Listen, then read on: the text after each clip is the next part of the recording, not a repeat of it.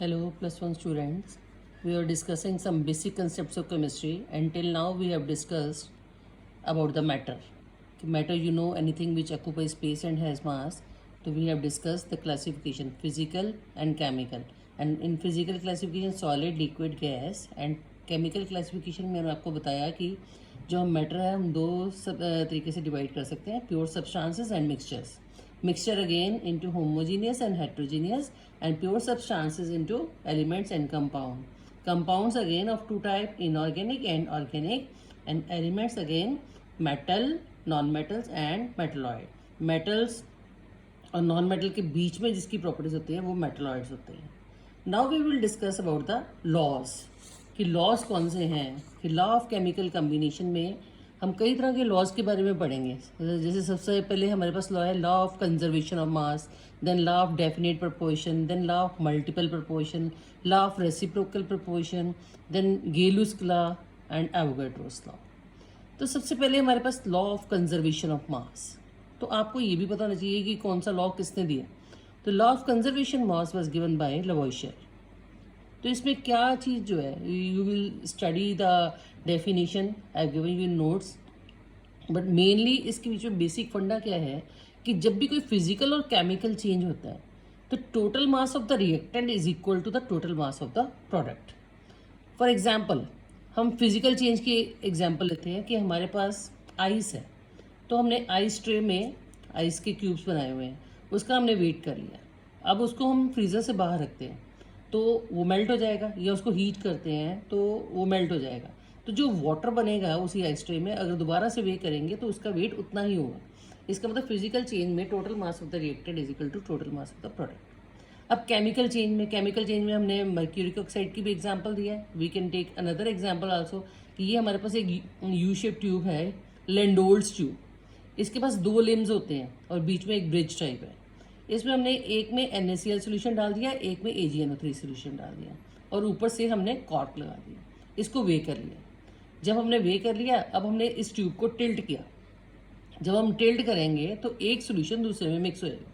जैसे ही मिक्स होता है तो आपको पता है कि ये रिएक्शन होगा, AgCl विल बी फॉर्म और साथ में NaNO3. और रिएक्शन होने के बाद हम दोबारा से इस ट्यूब को वे करेंगे तो उसका वेट उतना ही होगा जितना कि पहले है. इसका मतलब mass of the reactant is equal to mass of product. Next हमारे पास लॉ है लॉ ऑफ डेफिनेट प्रोपोर्शन और लॉ ऑफ कांस्टेंट कंपोजिशन. जैसे हम कोई भी एग्जांपल लें, लाइक वाटर चाहे हम अमेरिका से लें, चाहे हम इंडिया से लें, चाहे हम वेल से लें, we are not talking of purity. हम ये देख रहे हैं कि उसकी कॉम्पोजिशन क्या है. तो water is always made to be formed of same element in the same proportion by mass. जैसे हमारे पास वाटर है तो वाटर की रेशियो क्या है मास की, 2:16, 1:8. तो 1:8 ही होगा, चाहे वो यूरोप से है, चाहे वो इंडिया से है, चाहे वो वेल से है और चाहे वो बिस्लरी का वाटर. तो सेम कॉम्पोजिशन होगा.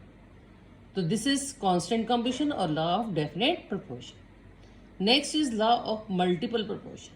लॉ ऑफ मल्टीपल प्रोपोर्शन में क्या है, उसे कहा कि अगर हमारे पास कोई भी दो एलिमेंट्स हैं, वो जरूरी नहीं मिक्स होकर एक ही तरह का कंपाउंड बनाएंगे. They can form more than one compound, means दो या दो से ज़्यादा कंपाउंड्स भी बना सकते हैं. तो उसमें उसने कहा कि अगर हम एक का मास फिक्स कर दें तो दूसरा हमेशा होल नंबर मल्टीपल होगा. लाइक H एंड O वो मिलकर हमें वाटर भी दे सकते हैं, H2O2 भी दे सकते हैं. और अगर हम इसमें हाइड्रोजन का कंपोजिशन फिक्स कर दें बाय मास तो क्या होगा. जैसे देखो वाटर में H और O का क्या है, 2:16, 1:8. और इसमें क्या है 2:32, तो 1:16. 1 फिक्स हो गया हाइड्रोजन का मास.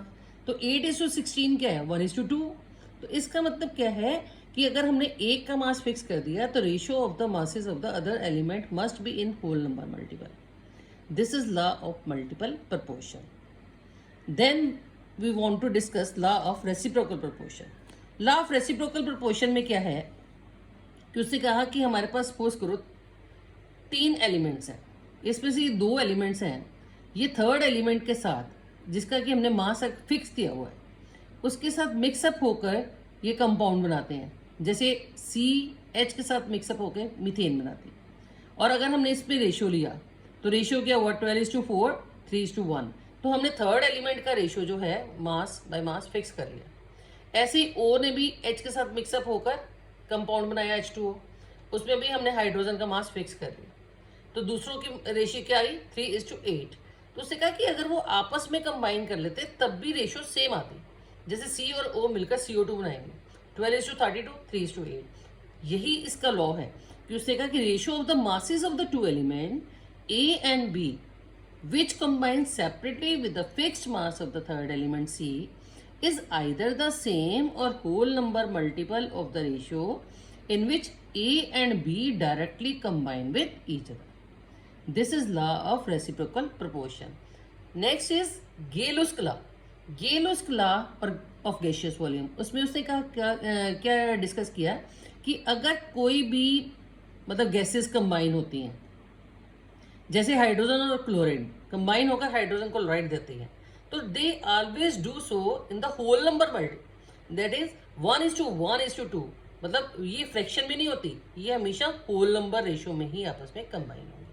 तो these are the laws of chemical combination and rest we will discuss in the next lecture.